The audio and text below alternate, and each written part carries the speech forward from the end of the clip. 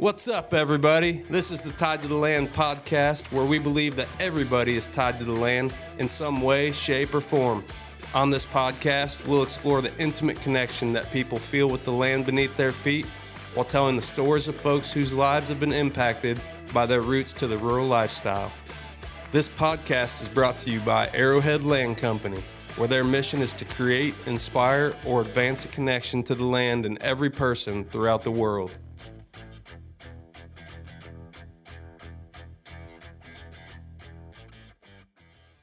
What's up, everybody? My name's Andrew Schultz. This is the Tied to the Land podcast, and I'm sitting here today with Drew Palmer. Drew, how's it going, man? I'm good, man. How are you? I'm doing well. Thanks for joining us today. Been excited to get Drew in here. What I like about Drew is he's not afraid to speak his mind, and he likes to get into the nitty-gritty. In fact, you can hardly keep this guy on task sometimes because he is so thorough and analytical, but I always tell him it's his greatest strength. So excited to have you here today, man. And since this is the Tied to the Land podcast, and also we're actually doing a new promotion called the Tied to the Land Experience, I thought we could maybe just start out by asking you why you're tied to the land and how you got into the outdoors. And obviously, you can tell us about yourself and everything else you've got going on in your life. But let's start out with that. How did you get into the outdoors? How did it shape you to get you to where you're at now? And what does it mean to you? Yeah, that's a really good question. I think, anybody that works in outdoor real estate probably has strong ties to the land and a passion to be doing that. When I was a kid, I spent, both my parents worked full-time day jobs. And so they would drop me off at my grandparents' farm and ranch. Which is where? Where are you guys from? Cali County, Kansas. Okay. Yep, Arkansas City, but we pronounce it Arkansas City. So Arkansas the City. local enunciation of it is Arkansas, and some people call it the Arkansas River, but it's just the Arkansas River. I love that. Here in Tulsa, I call the Arkansas River the Arkansas Beach because it never has water in it. It never has water in it, so it's always like sandbars and stuff. Yeah. So I'm going to make that famous, the Arkansas Beach in Tulsa. It's going to be a huge attraction. Anyway, go ahead. Yeah, so my grandpa was a horse farrier, and so he was always working on all of, Cali County and Chautauqua elk and Northern K and Osage. That's the famous region called the Flint Hills grasslands, or the tall grass prairie, depending on kind of where you're at. But obviously, big-time cattle production, big tracts of land, historic legacy ranches, things like that. And I just grew up, as soon as I was trusted enough to not get kicked in the head walking behind a ranch horse, my grandpa just, took me everywhere because that was better than being in my grandma's hair during the days. She was a cake baker and a baker in home for her business. And so I just kind of grew up on the ranches listening to cowboys tell stories in the barn, and that was probably pretty influential to me getting into writing and filmmaking and stuff like that. But So were you a chubby little kid if your grandma had a cake baking business? oh, dude, I was a monster. I don't know if you've There ever was not had, enough ranch work to offset the cake being eaten. No, and on top of that, my grandpa was just, 3 square meals a day, meat and potatoes at every meal, and then you would work it off, built out of iron and leather. Yeah. So, he was working all day. I was just swatting flies and filling water buckets and changing halters and lead ropes. My calorie burned compared to his is not the same. He's bent over, shoeing 8, 10, 12 head a day, and it's backbreaking work. But I'll tell you a little thing about, it's called cake trimmings. So you bake a sheet cake for weddings or for whatever else, and then if you're good at it, the cake will rise and be real fluffy, and it rises above the pan. Well, the top, it looks kind of like a slow rising hill, and you take a big knife and you just run it underneath that, and you put butter over the top of hot cake trimmings. It looked like feral cats coming to scraps on the ground at her house. Oh my gosh. Yeah.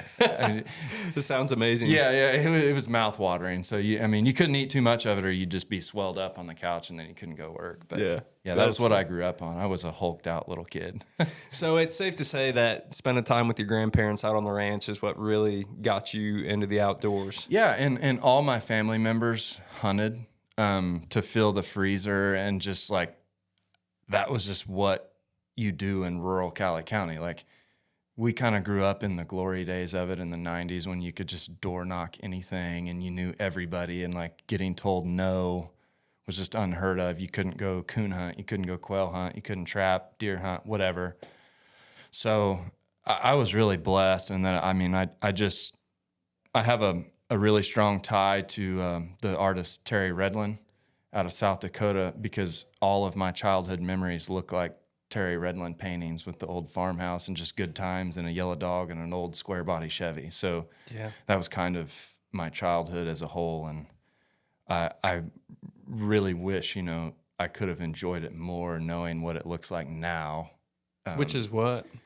Just the mass commercialization of everything. Everything is worth so much to somebody in one way, shape, or the form, either through access, opportunity, or revenue. And so it's just a totally different dynamic of the outdoors as a whole now. Man, we're going to get into that in a little more detail, but first I want to say, isn't it crazy? I was just listening to another podcast where they were talking about this.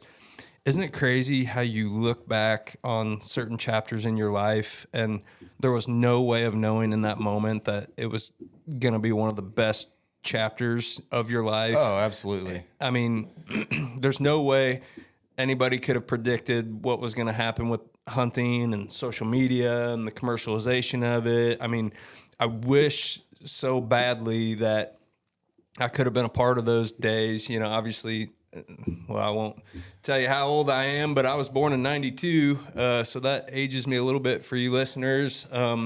But I feel like the glory days that you were talking about, the deer camps and the buck pulls and all that stuff, especially I know in that northern culture, it's a huge, huge thing.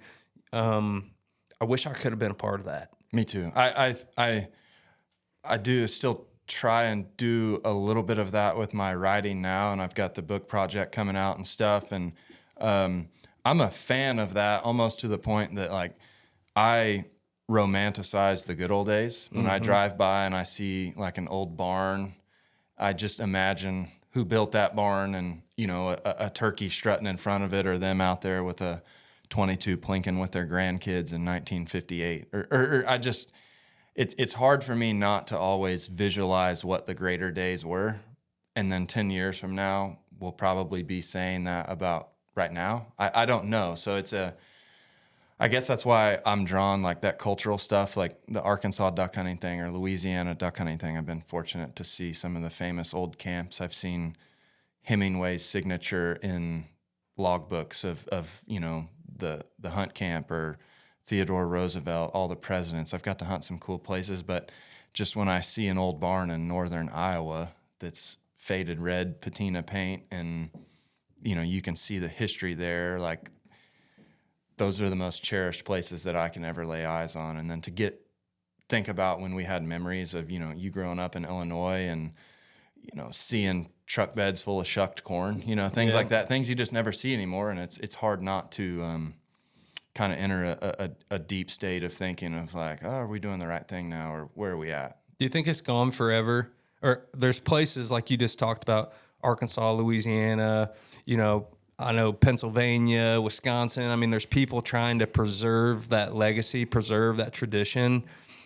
Do you think there's any reverse in it where we can get back to more of that? Or do you think it's just I'm going to call it a downward spiral, which seems maybe a little aggressive, but a downward spiral towards continued commercialization of hunting, continued, hey, I'm in it for me and I'm trying to shoot the biggest buck I can. I'm mad if my neighbors shoot it. I mean, I don't want to hate on where we're at as a culture too much, but can you reverse it? So something that I kind of, there's benchmarks in time. The Lacey Act was a major benchmark where we drew a line in the sand and says, as the greater good of man in America, we are not doing right by managing the resource right now, and we need to draw a line in the sand and rein everything back in. That was a monumental year, 1932, 1937. I may have those dates wrong. And for everybody listening, give a Cliff Notes version of what the Lacey Act was. Lacey Act basically ended the market hunting days where you were shooting animals for sale in restaurants, for sale in on the marketplace. So that it was monetarily incentivized to go kill 240 canvasbacks with a punt gun, and then go sell them at market and make a living doing that. And then you might ask yourself the question, well, how is that any different than guiding duck hunts now? Well, yeah, it's a slippery slope, right? Yeah. So we're now starting, you're seeing state legislators and everybody else like start to look at it and say, is this really different? And so we're entering that phase where things are being talked about differently now. It's a difficult time. Going back to your question, where I was going with that was the latest monumental line in the sand doesn't really involve wildlife. It involves technology, and that was social media. And, I say 2007 was really when that kind of sprouted from the ground, Facebook really kind of got rooted. And I know that, and you know that, because I think we were freshmen in high school, 2006, Yep. 2007. And Facebook had just come off the tail end of MySpace. And like now all of a sudden we have a platform that outdoorsmen, for better or worse, can share their thoughts, their harvest, their kills, I'm trying to be politically correct, can share anything that can move the needle one way or the other in terms of how we are viewed as a culture and a heritage in hunting, for better or worse. Yeah. Putting ducks' heads in your mouth on social media. Or Yeah. like, you know the scope of things that fall under that. So Yeah. that was a monumental line in the sand right there. And I would say we are 15 years, give or take, into this time period and transition. And we've pretty well drove it into the sewer. Yeah, what's really interesting about some of what you're talking about is it's become acceptable to no longer glorify the animal, but glorify the hunt or the experience for personal gain. And what I mean by that is, like, you bringing up the example of people putting the ducks in their mouth or laying next to the deer, or, we could think of probably a dozen different examples. And at the end of the day, what is it really for? Well, you're right. It's to gain attention on social media a lot of times, and for people to glorify what they're doing. And it's crazy because everybody talks about how toxic social media is, but nobody can really truly get away from it. And as hunters and outdoorsmen, our industry is no different than any of these other industries on social media, where, say, you've got the chicks who are flaunting their bodies, for clicks or for attention. I mean, you've got hunters who are flaunting doing dumb things for clicks and attention. You know what I mean? And I really wish that we could get back to a place of glorifying the animal and glorifying God, even more importantly, because that's what it's all about at the end of the day, Well, I agree with all of that. I look at it also from a more of a 30,000 foot view, and I say, what's the root cause of this? And for me, we're at a time where, if you're familiar with the 6 stages of the hunter, that report or that article, that philosophy has been published many places. Texas Game and Fish Department has it on their website. I just used it the other day for a presentation with state legislators. And the 6 stages of a hunter 100% outlines the lifespan or the career of maturity that a hunter goes through, from the beginning stages of, I want to shoot my gun as many times as I can. Or I want, step 1 may just be, I want to get to go. I want to go experience this. Then step 2 is, I want to shoot my gun as many times as I can, blah, blah, blah. And then step 3, it progresses to where when you finally get to the end, it's about sharing the experience with other people and introducing it. And it takes the most ethical and responsible and the highest level of accountability and ethics and responsibility to get to that point. And what I think that you see now is technology, the outdoor industry, and social media have incentivized and made it a marketing funnel for people to inject further into the 6 stages of the hunter and skip the parts of wearing a $5 Walmart hoodie going squirrel hunting with dad. And they lose the fundamental foundation to support a positive mindset or an ethical fundamental. I mean, just there, if you look at like a person's career in hunting as a whole, it's got to be well-rounded from skills, talent, woodsmanship, ethics, personal relations with landowners and other people. Like, it's not a one-dimensional thing. It's very deep and has a lot of depth of the layers to it. And what the outdoor industry has done has capitalized monetarily and said, we can create gear, technology, apps, and equipment to allow people to have success immediately and interject into what this narrative that the outdoor industry has created is success, which is how big and how many. Mm-hmm.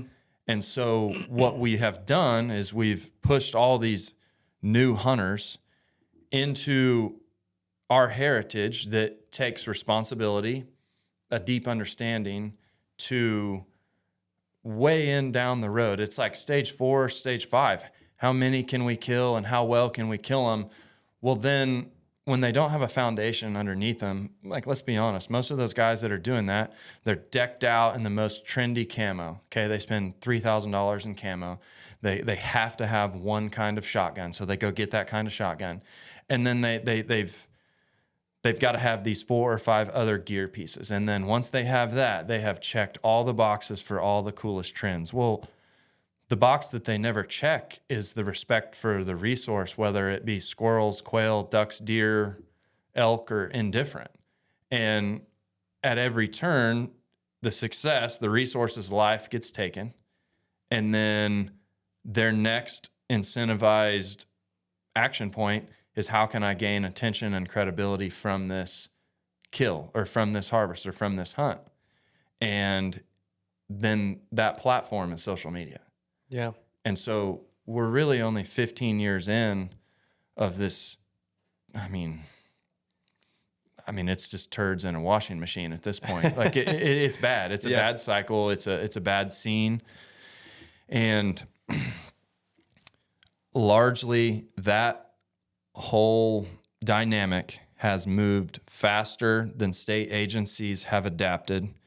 It's moved faster than wildlife can adapt to it. It's just like reintroducing wolves in the West. Well, as soon as we put up a barbed wire fence, we eliminated the ability for the prey and predator interaction to flow seamlessly across the landscape. Mm-hmm. Barbed wire fence, the wolves adapted to a barbed wire fence in days, and we're 180 years in, and the elk and the deer and everything else cannot and will never adapt to a barbed wire fence. Yeah. The same was with roads and everything else. The wolves adapt on a daily basis. They can kill, slaughter, decimate populations with no remorse. And man has created that audible. That's something will never change. Mm-hmm. The same with social media, in my opinion.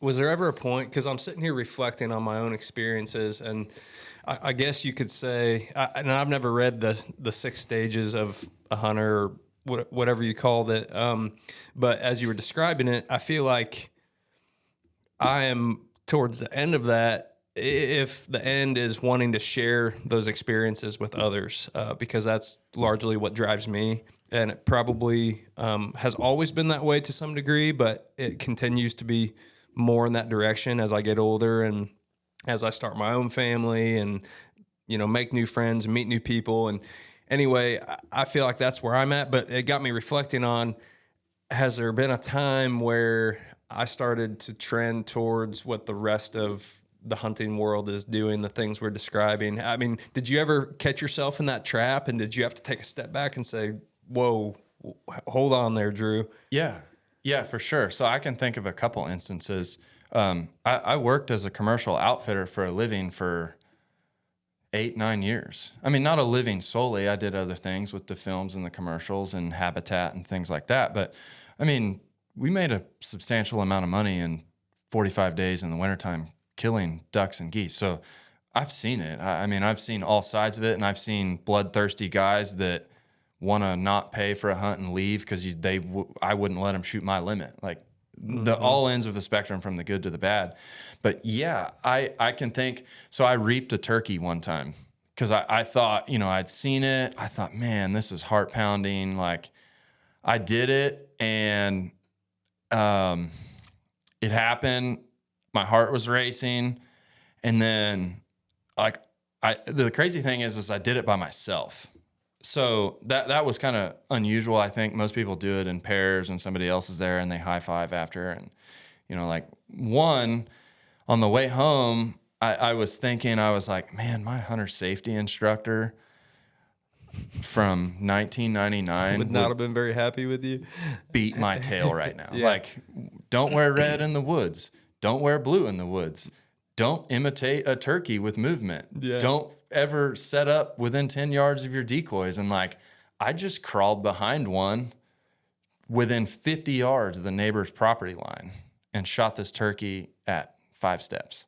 And I was driving home and I was like, well, I didn't get to see him fly down, didn't call him in, didn't get to watch him strut and do whatever else. I said, I pretty much just blew his head off. Mm-hmm.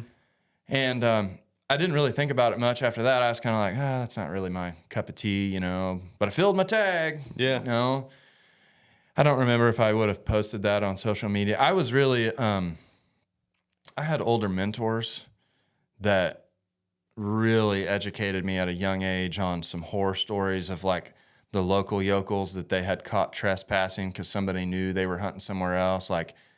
And so I was really leery of don't put that water tower in the background. Don't do this with a photograph or whatever else. But at the same time, I was kind of making a living off of social media with brand engagement. I mean, I hate using the term influencer, but I was generating revenue from my personal well-being based on using products, brands, and notoriety.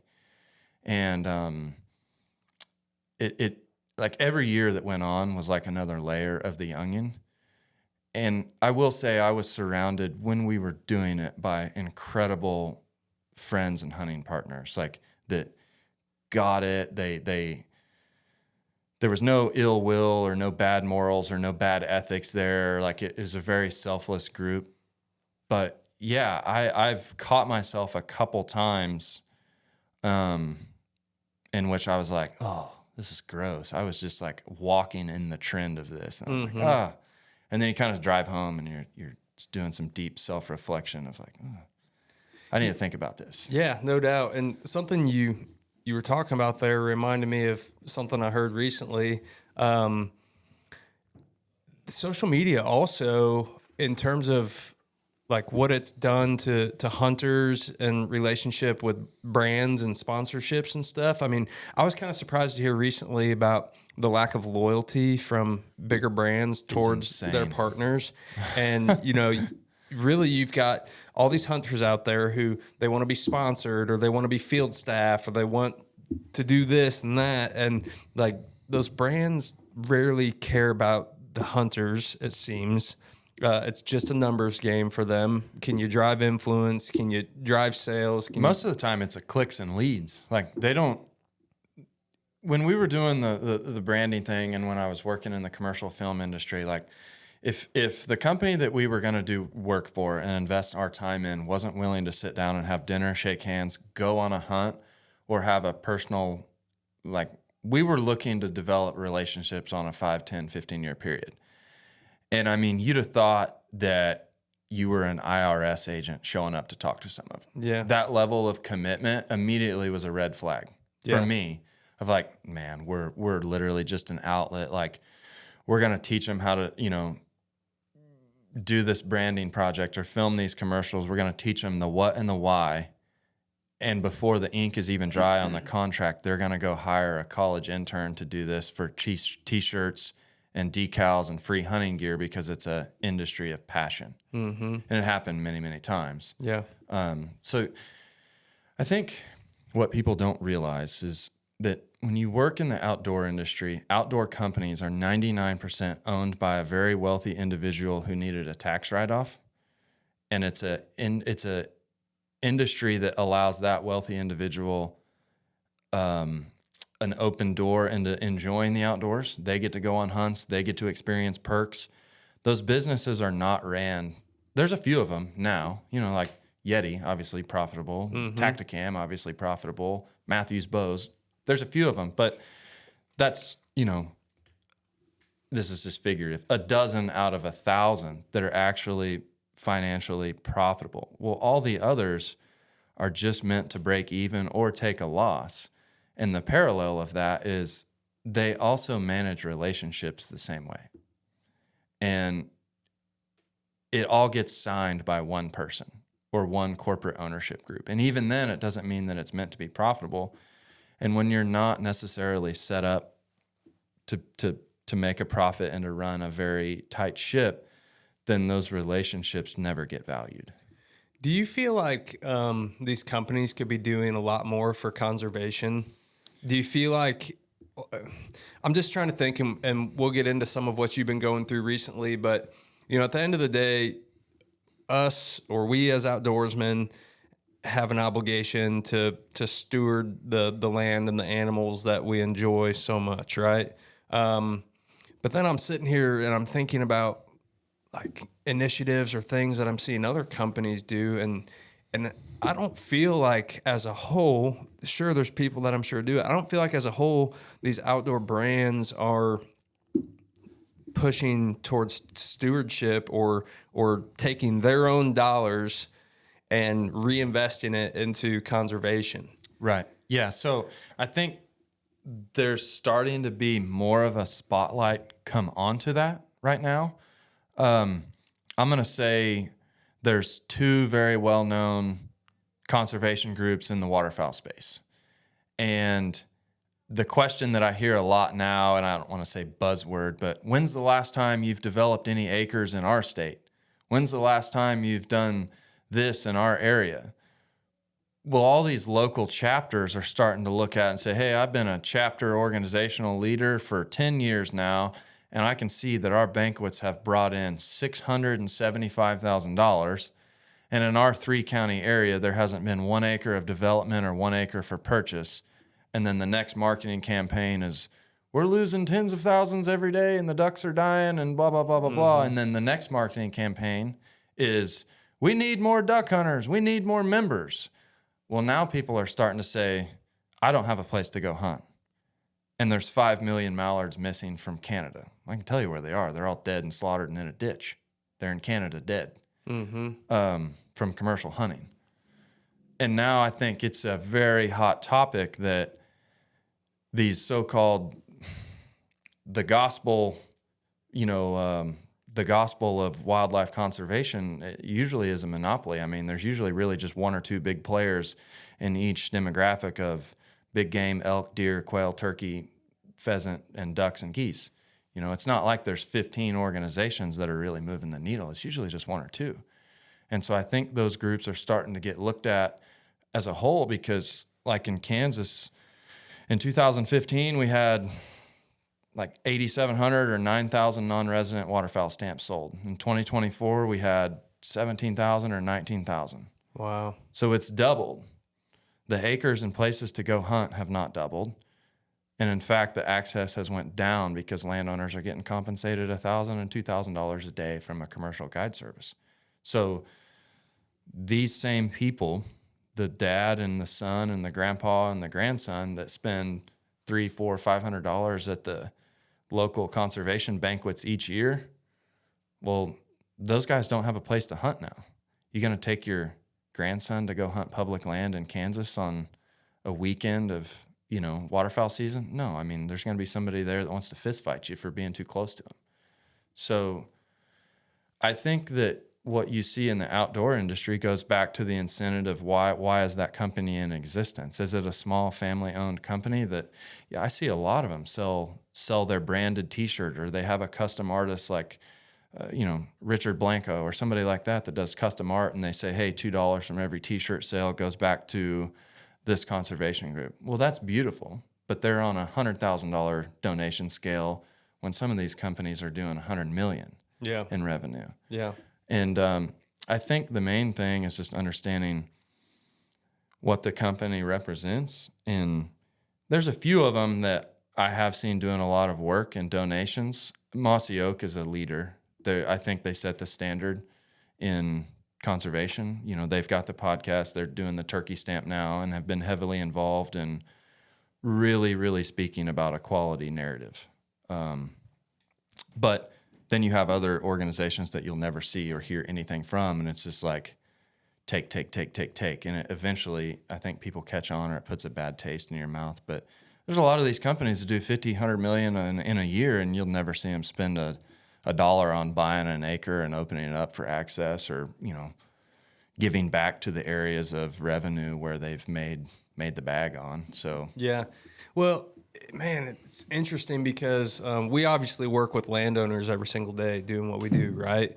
And you can't fault them necessarily for wanting to generate extra income on their Not at ground. all. Obviously, we could talk for a long time about how hard it is to make a living ranching, you know, with just where costs have gotten to and what land prices have gotten to and so on and so forth. So, I mean, in your opinion, where do we go from here? What happens next? I mean, I don't think there's any stopping that to some degree. You can't infringe upon somebody who owns a piece of land or owns something and says, I want to lease it out to you to generate extra income for my family, or even in some cases to help make the ranch profitable, right? Yeah. That hunting income, without it, some of these ranches and farms, they wouldn't be profitable, right? So with all that being said, where do you think we go from here?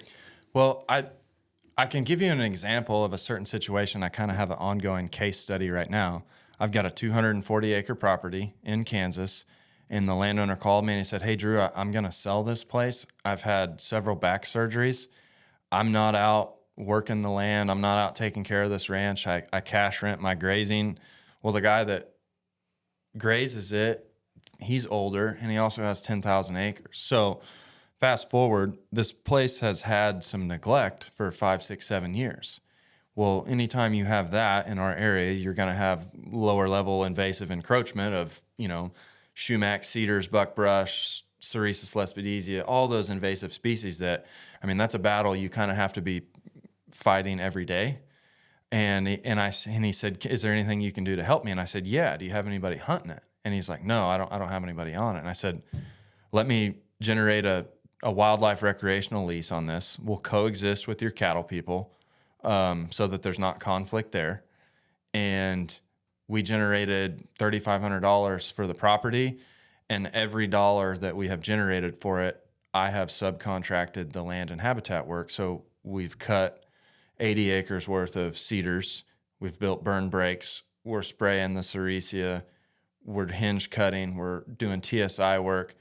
All of that was paid for by somebody enjoying that land. Mm-hmm. And at the same time, we're coexisting and creating a better acre for those cattle.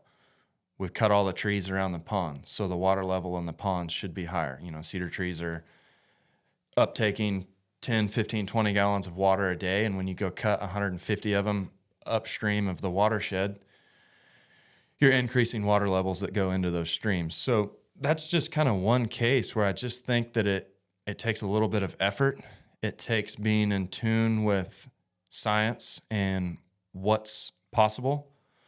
But going back to like the bigger picture, I don't fault landowners at all for taking $2,000 for somebody, 18 guys, to go hunt geese on their wheat. But with that being said, I heard a very well-known conservationist say that the Second Amendment and the conservative way of life in rural America means nothing without hunters.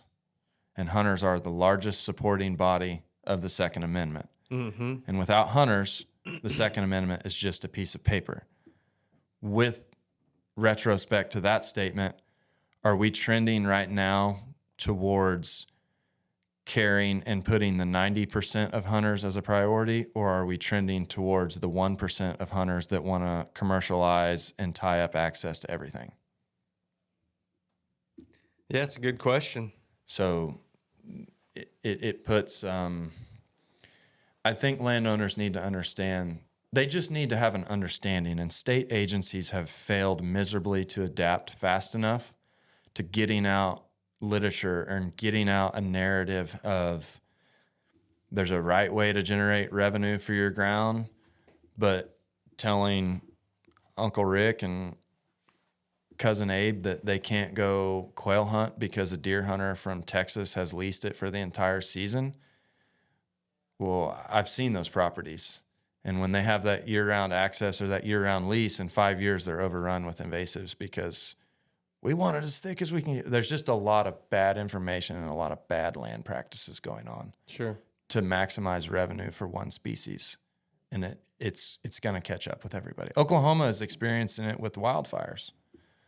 You know, western Oklahoma is largely a very sought-after deer hunting area, and it's choked out with cedar trees, and now everybody's going, ooh, maybe we messed up.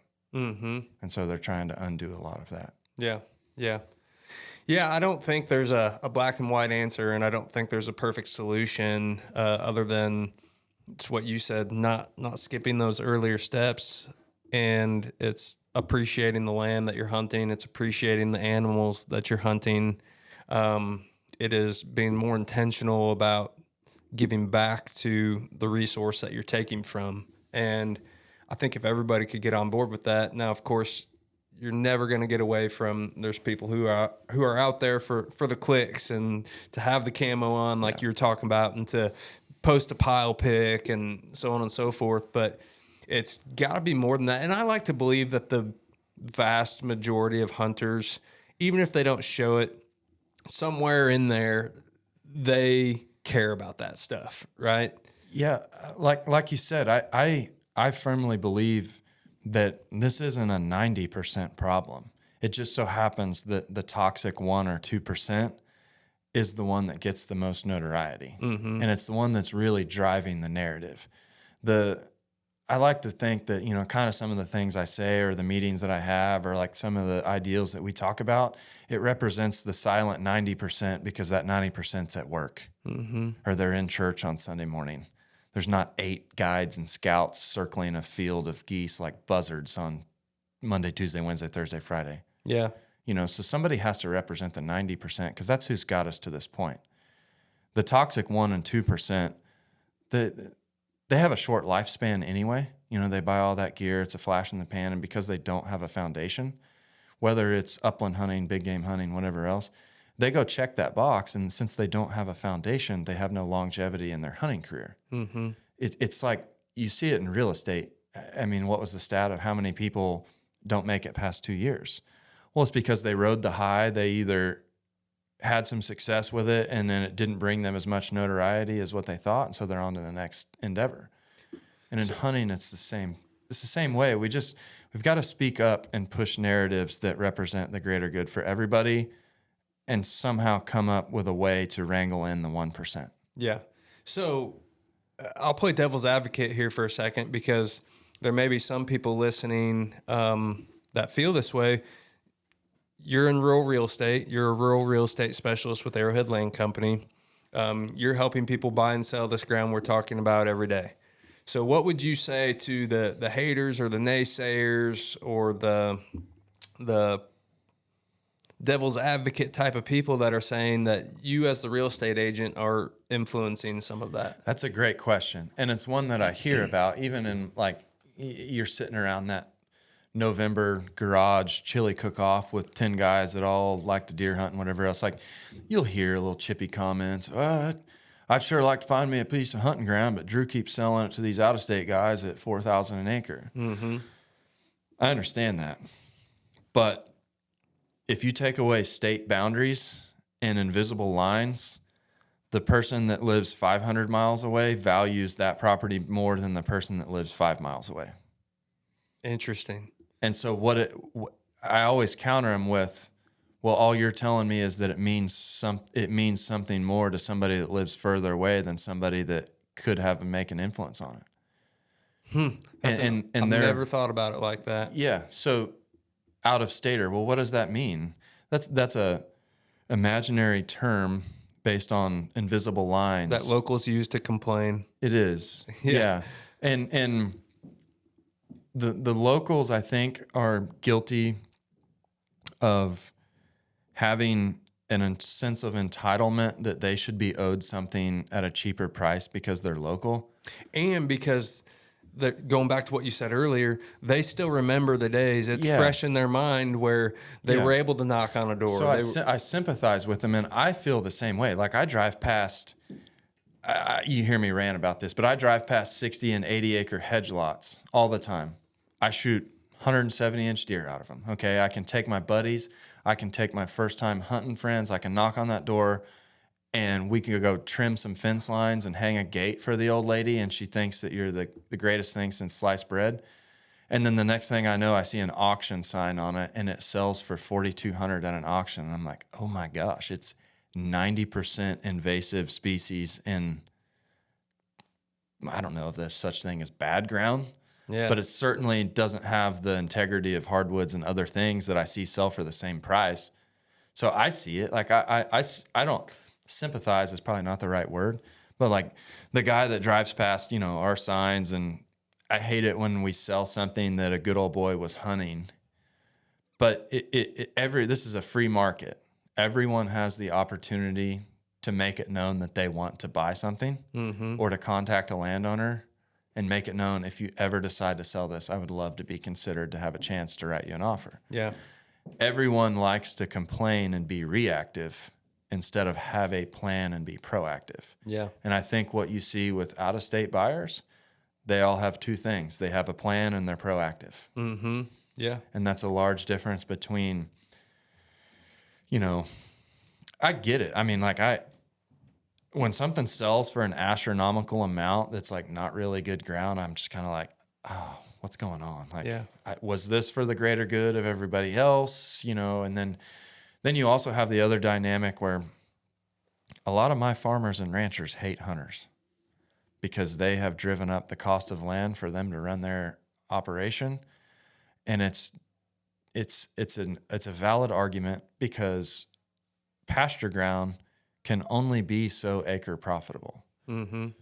But if a recreational buyer looks at something that's pasture ground because it touches his 80 acres and he's willing to pay whatever price that there is for it, then all the other potential sellers in the area say, well, this was just a bunch of grass that sold for $4,000 an acre, and I can get that for my ground, and that's what we're going to try and do. And then it's kind of a domino effect. So that's a very interesting conversation that has a lot of variables to it and a lot of deep emotional ties to the land. Yeah, yeah. Well, I think it comes back to something you and I have talked about. I don't know what your belief is exactly, but my belief, and I would say I came to this realization in college. I had a friend, and, they're still good family friends, and so this is not to talk bad about them, but I was witnessing them go through what we've been describing, which is like they were still reminiscing on the good old days of door knocking, and they'd drive me through the countryside and say, I used to be able to hunt that, and I used to be able to hunt that, and that was my grandma's cousin's buddy, and I mean, yes. And I'm like, wow, that's amazing, but it was always out-of-staters, outfitters, this, that, and I was like, that's when it hit me. I was like, if I don't want to be in the exact same boat complaining about the exact same things, and I don't mean complaining negatively, but of course, what they had once upon a time compared to what they had at that moment were two drastically different things. And I was like, the only way is to own it yourself. Yes. Even leasing. I mean, I know you've leased plenty of ground in your days. Leasing, they can always mess with you. They can drive the price up. It's just a piece of paper. It's a piece of paper. It means nothing. I've got one. My neighbors to my farm, they let me lease their land for deer hunting, and she said, Well, I'm going to put cattle on there this year. And of course, as a deer hunter, like deer hunters and they don't mix well with cattle, you know? Right. And I say deer hunters, deer and cattle don't mix as well. Especially on small parcels. Especially on small parcels. 1,000 acres is different. Yeah. 20 acres. Exactly. The 4 Herefords probably are running out. Yeah, right. So I was like, oh man, but I'm leasing it. I don't own it. I can't tell her what to do, and nor will I try to discourage her from doing what she wants to do for my own personal gain. So you just roll with it. So I figured out early on that the only way to not deal with those things and the only way to be in control of essentially, I'll call it your outdoor destiny, is by owning it. And I feel like that's where we come into play. We can help people achieve that with a plan and a little bit of due diligence. We can get you in those situations that make you forget about all the other bad experiences, the public land fights or the wrestling people for a spot, or this spot that got taken away from you by an out-of-stater, so to speak. And the only way is to own it.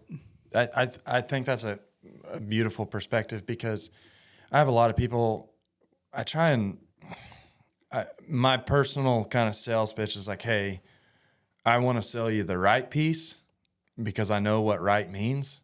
And I don't want to sell you just any piece, because the greatest compliment that I can have is you still have this piece 10 years later. Mm-hmm. Now, if you come to me and you say, hey, Andrew, I need to offset some money. I'm going to sell this property. I'm going to 1031, or I'm going to pull out of my 401k because I don't like the current stock markets and the volatility.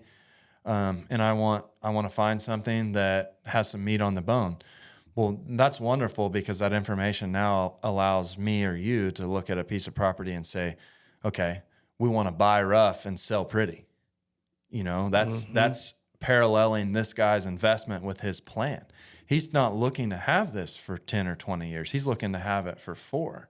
And then he's going to gradually move into some other avenue with his investments and with his assets. So having a plan is the most important thing. But I get a lot of people that say, well, I want to own a duck hunting property. And I'm like, all right, there's a couple things you need to understand. Kansas, probably not the place that you're going to do that.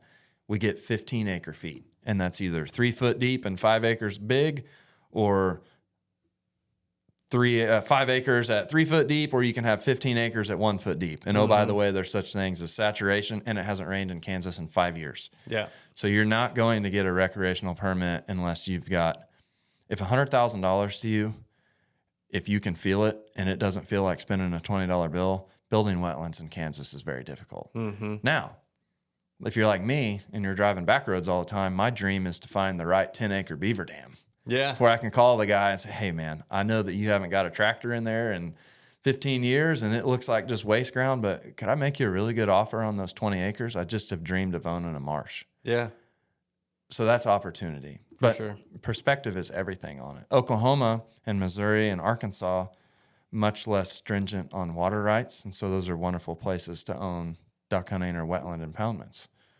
So having an agent that this is a plug for not just having any agent, but having an agent that truly knows the layers of the hunting landscape and land values and development can be an asset to an investor or a property buyers. For sure. And to that point, dude, I think, and I don't know, I don't have any data to prove this. It's just a gut feeling from being in the industry for as long as I have. I think to some degree, land prices have gotten to where they've gotten to because of agents who are playing in this space that don't actually have the knowledge to be selling these properties. And so, and what I mean by that is, for example, you get someone who doesn't specialize in land, or they don't understand land. This the same way you wouldn't go into Tulsa and try to sell a skyscraper. If I don't even think we have any skyscrapers in Tulsa. If 30 stories is a skyscraper, we might have one or two. Yeah. You wouldn't go try to do that, but yet everybody with a real estate license wants to play in this land space, and maybe it's due to some of the things we're talking about because it's been glorified and sexified, so to speak, of like this outdoor lifestyle. It's pretty and it's sexy. But anyways, I've seen plenty of scenarios where I'll say a residential agent, it doesn't have to be residential, but somebody who's not in the land space, they bring a buyer to a property. convince that buyer to pay full price, full asking price, knowing them not knowing, but the listing agent knowing that, man, this place is way overpriced. Like if we get never that, going to resell for that. yeah. And these people will pay it. And I'm just thinking, oh my gosh, did their agent not look out for them? Like, do they understand what they're paying for here? I hope they plan to keep it forever, or I hope that land continues to appreciate the way it has. Because, so anyways, I'm rambling a little bit, but I think there's more of that than what people really know. Is people playing in it's just like, you wouldn't go do a heart surgery for someone, would you?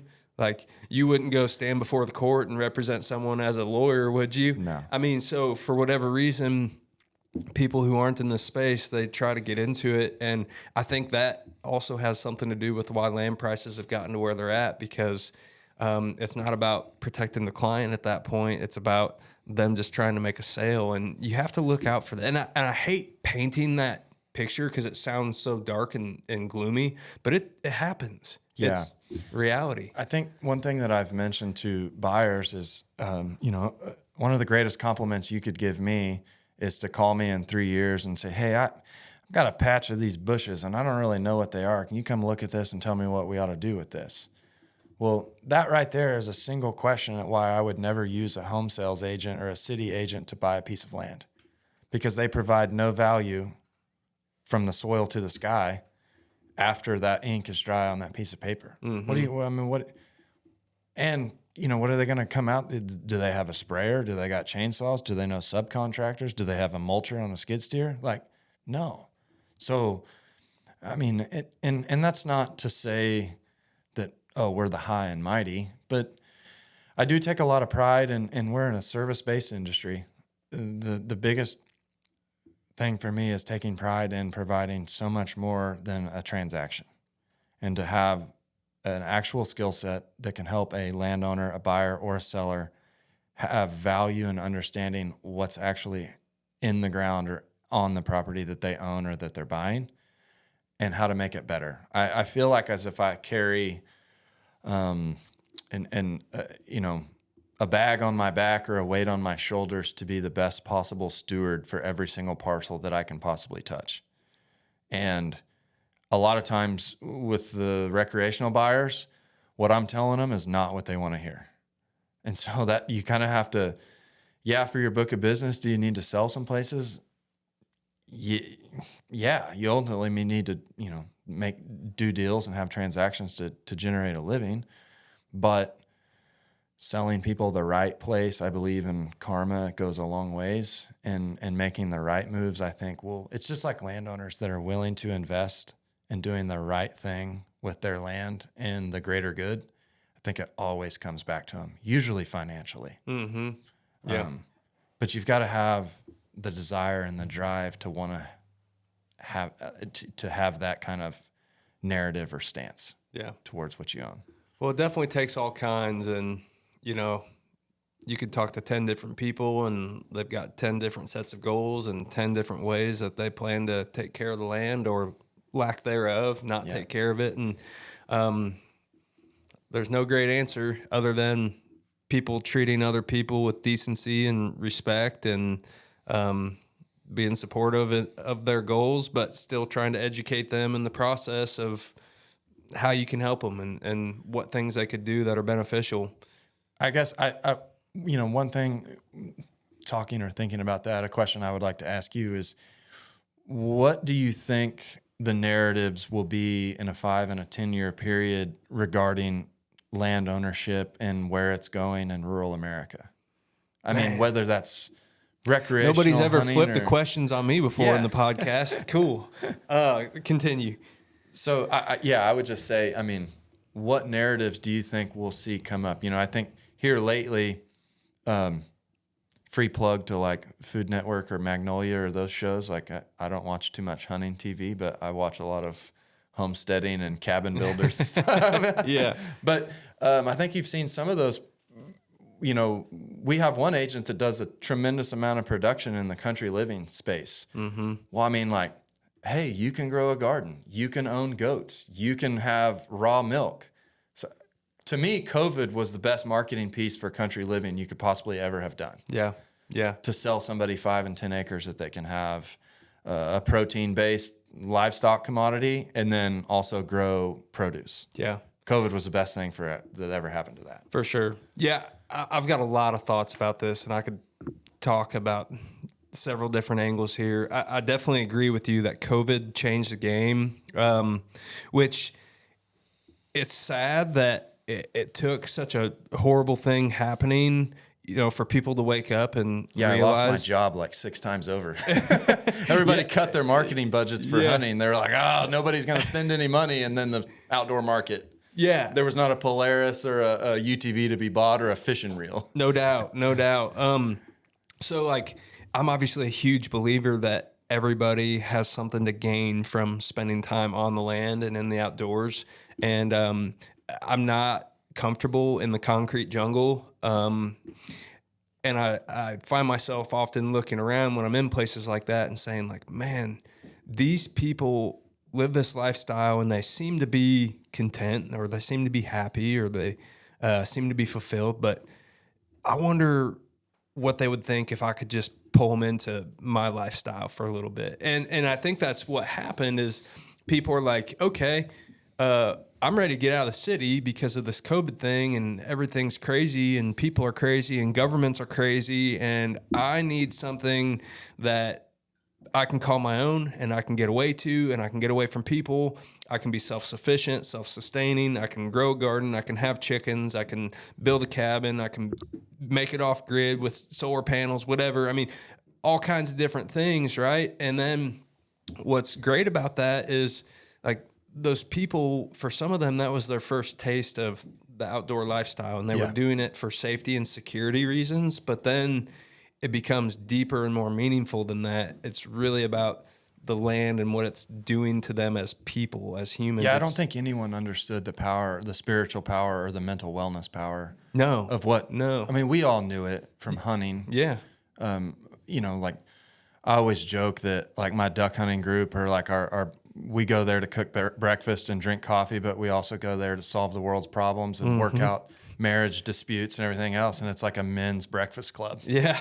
And I'm like, I don't really care about killing ducks anymore. Yeah, exactly. And then, all your spouses or everybody else is like, why do you guys spend so much money to go, you have to work so hard to cook this bird and you spend time out in the cold. And I'm like, it's really just a therapy group if you're being honest. Well, yeah, dude, that camaraderie is so important. I've listened to a few different things that talk about this specifically. And like with the culture, we've been talking about the social media and the keeping up with the Joneses and working extra hard.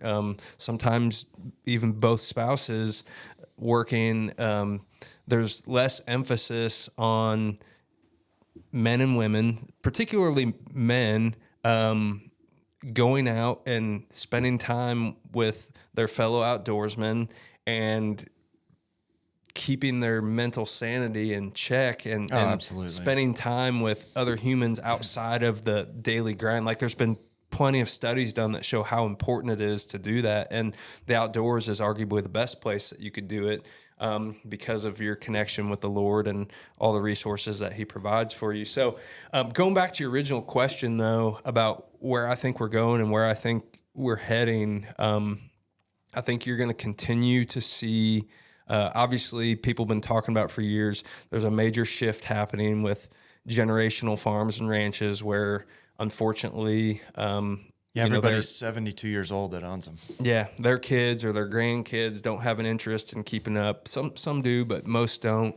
And so you're going to start to see that continue to be broken up and chopped up for it to be more affordable for other people. So you're going to start to see less of these legacy pieces and more of people trying to piece back together what's already been broken.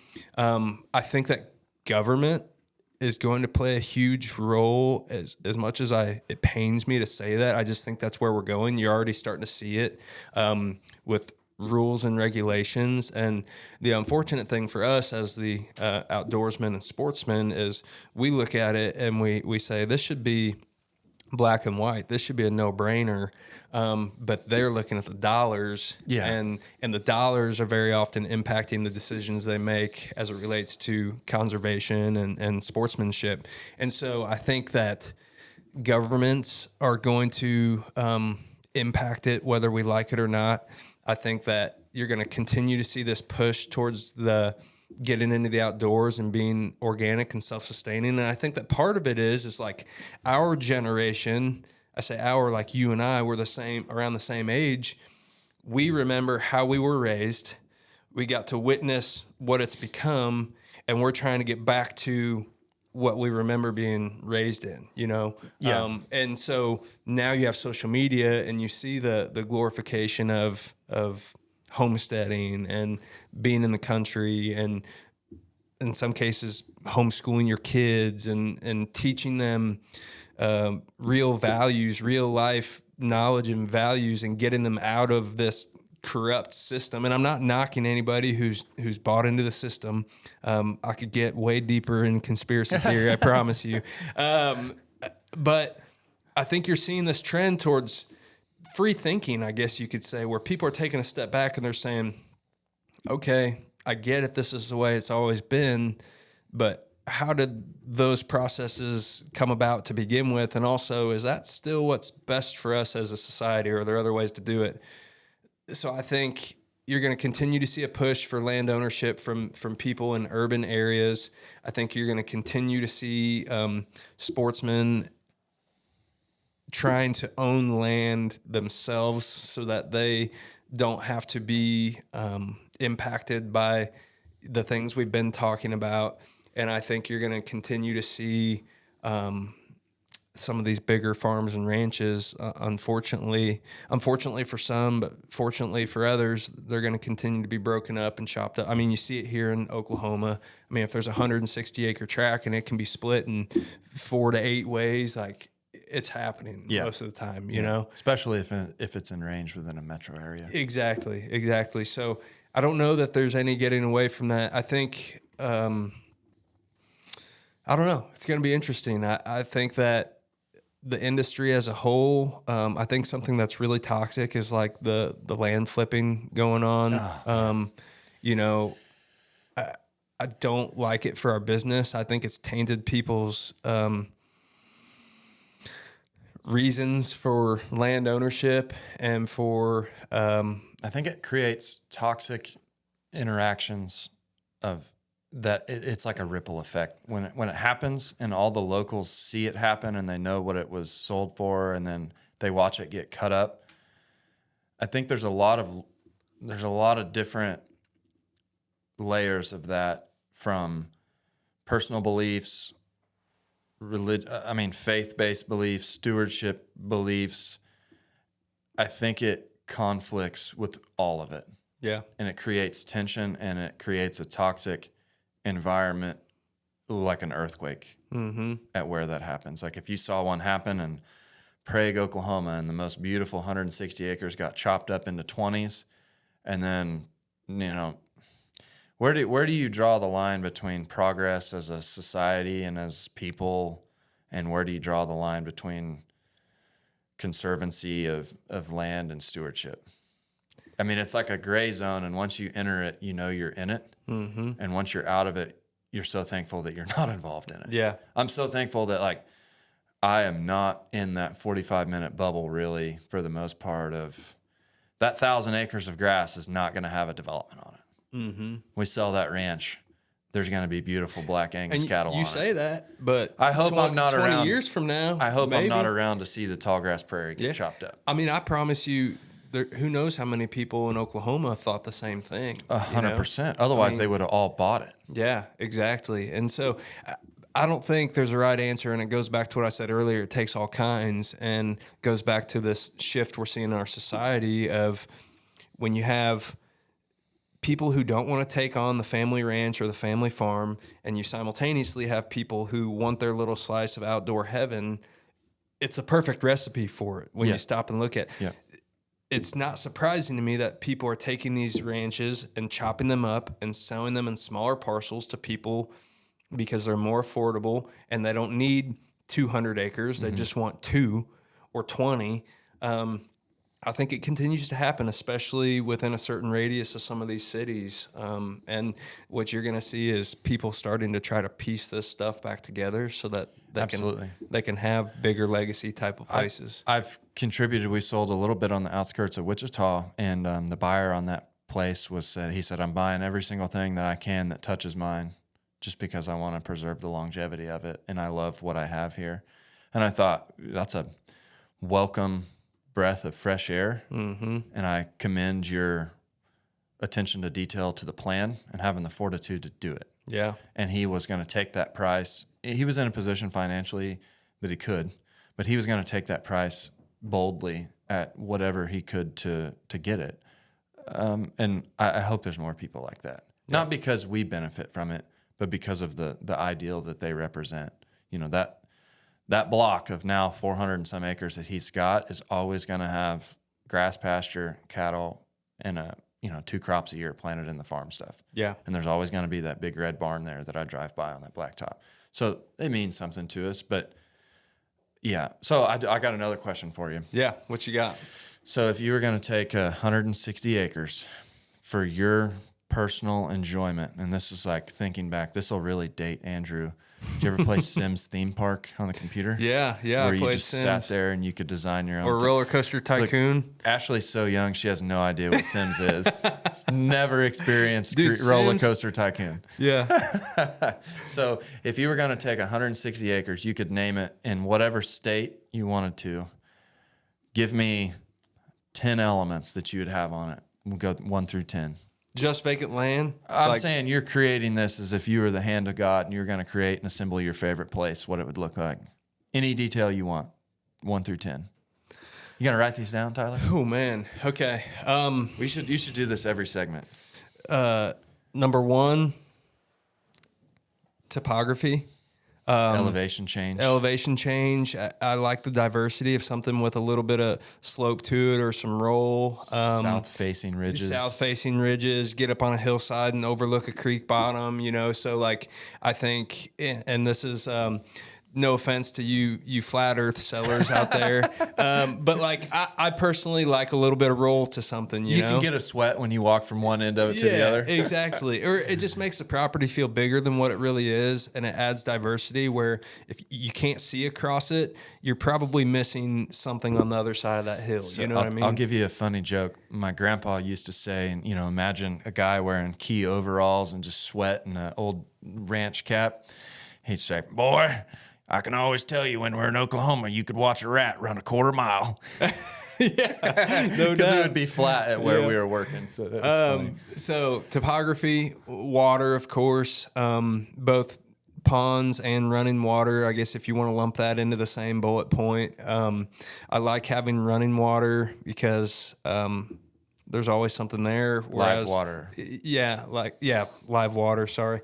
Whereas a pond can dry up, a pond dam can break, pond can be contaminated. Yeah, whatever. we're in the middle of it right now. Yeah, the pond digging business is booming. Yeah. So live water, for me, a mixture of habitat and food, being a hunter and outdoorsman. So, being born and raised in Illinois, like I love pretty hardwood timber. Of course, well managed. As a hunter, you don't want to look and be able to see across the entire forest floor because that's not good for wildlife.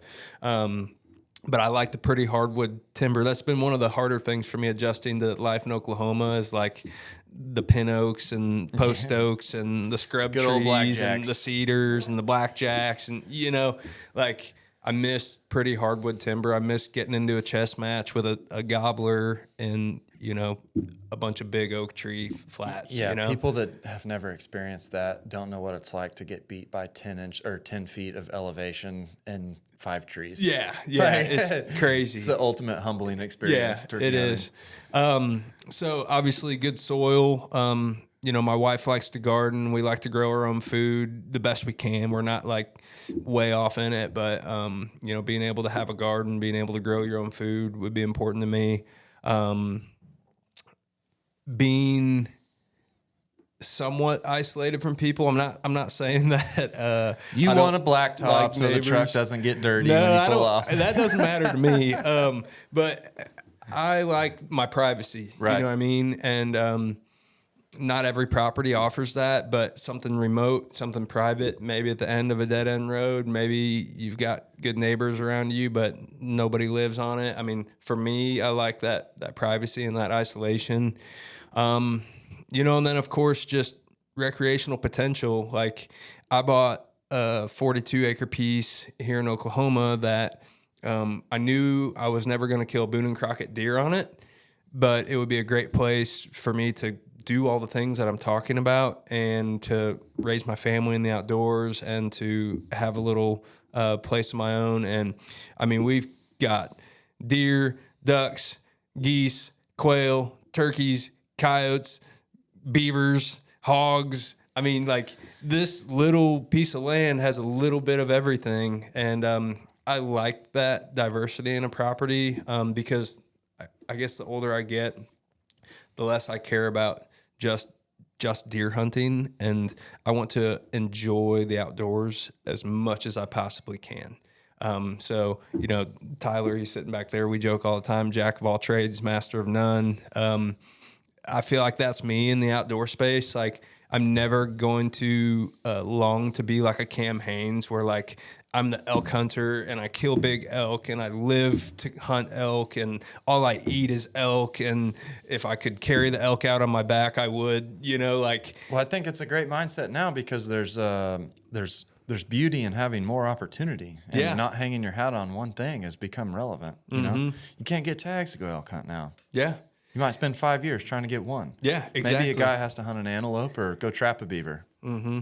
Yeah, and going back to what you said, and that's probably the main ones without getting too far off in the weeds. But what you just said about that, I think ties in with what I was saying earlier. I think government involvement in hunting and the outdoors, we're going to see more of that. You're starting to see it with some of these western states, and the elk hunting and the commercialization of that. And just got to hope that it's logical, well thought out, and for the right reasons. It scares the shit out of me that lobbyists can get involved in our state game and fish committees. Okay. I've been debating the whole podcast if I wanted to ask you this, but I feel like this would be a good, fun topic to end on. Because we try to keep them as close to an hour as we can. We're a little bit over, but for those of you listening, the end is in sight. So, conspiracy theory. If somebody was trying to control our food source, which we see China trying to buy U.S. farmland, we see the mega wealthy Bill Gates trying to control and buy farmland.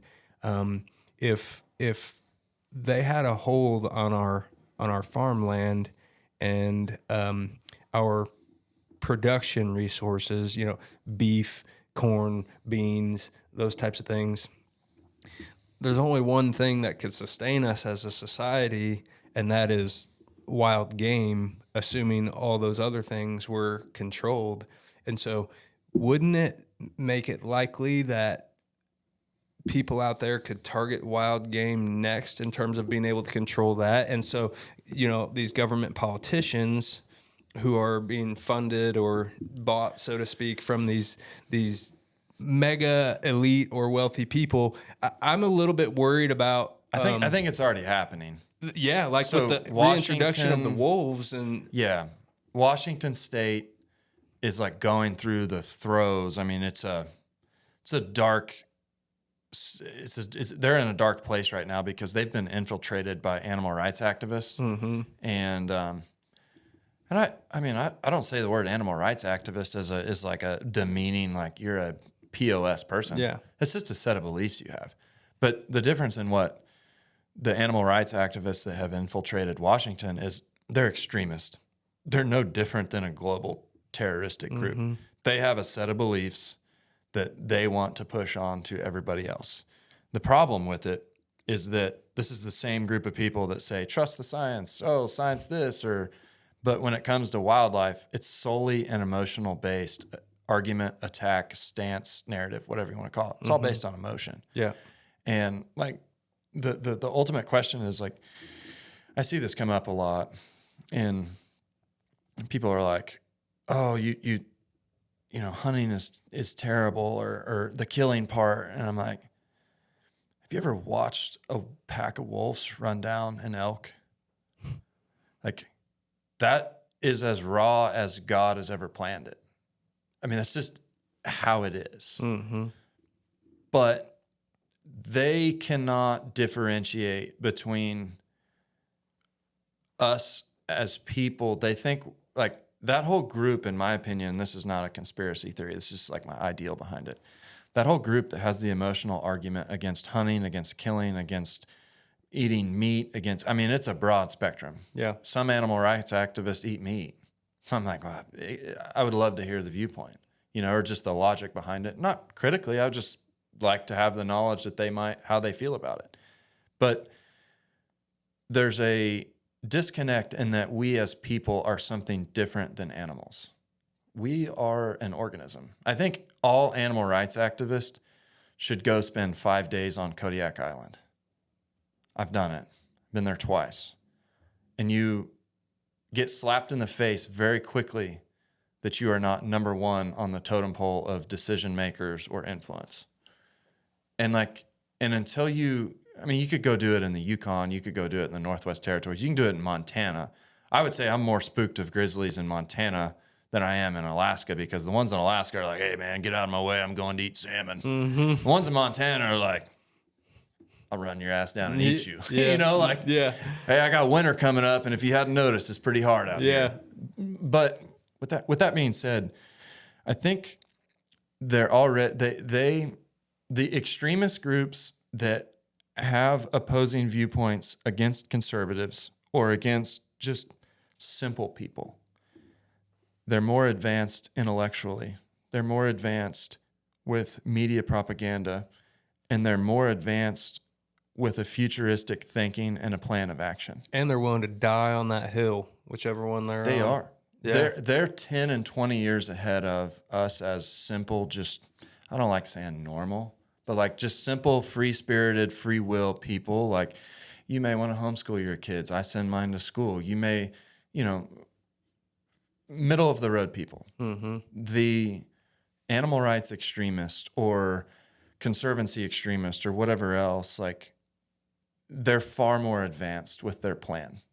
They see value in infiltrating state game agencies. They're doing it. But let me pause you really quick. How many of these are funded by, going back to what I was saying earlier, the mega wealthy, these bigger organizations who are saying, here, absolutely. I mean, let me pay for this for you to go out and make and create total chaos. Let's be real. Like, they all still have bills and expenses, but yet somehow they're at every single rally, at every government bill signing. Like, they're everywhere. It's like, what do you guys do for a living? Well, I mean, you just kind of connect the dots. Yeah, you may speculate a little bit. Mm-hmm. Maybe they live off $1,000 a month in government housing. I don't know. But I do know that they have a seat. I mean, they're taking up seats at the table in Colorado, California, Washington, Idaho, Oregon, like Rhode Island, Delaware, Connecticut. I mean, it's in. Like, the fox is in the hen house. Yeah. And going back to your point of like a deeper, you know, more far out thinking of whatever else, I really don't think they have a plan. I think that they just don't think we need to live off of animals. Yeah. Or have the right to do so. Yeah. But with that being said, my critical question of them is like, none of you possess the power to grow your own food. You live in a concrete jungle. Yeah. Right. You don't know how to farm. If you didn't have the ability to go to the grocery store and live off of somebody else's efforts, you would starve. Mm-hmm. So how do you have this manifesto to end our ability to have free access or access that's managed to a wild protein? Yeah, and I promise you, if that wild protein was the last option they had for eating, they'd be begging and crawling on the ground.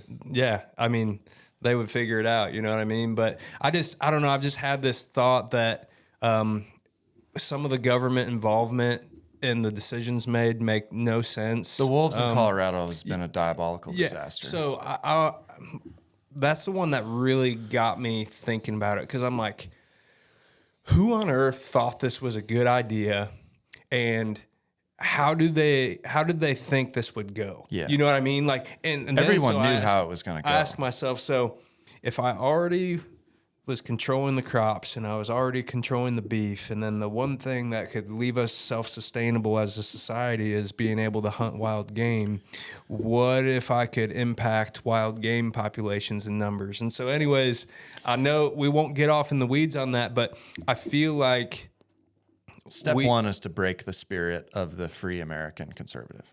for sure. That's just a blanket step one. Mm-hmm. We're going to And keep them from being able to be self-sustaining. Emotionally break them first. Yep. Yeah. Huh.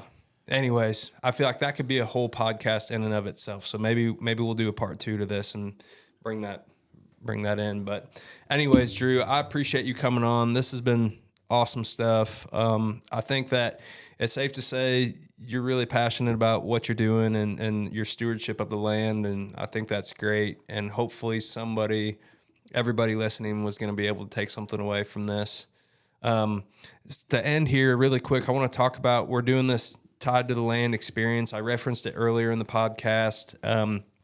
We're wanting everybody to share on social media photos, videos, really their stories of why they're tied to the land. And so could you just speak to that for a minute and how important it is and why we're doing that contest?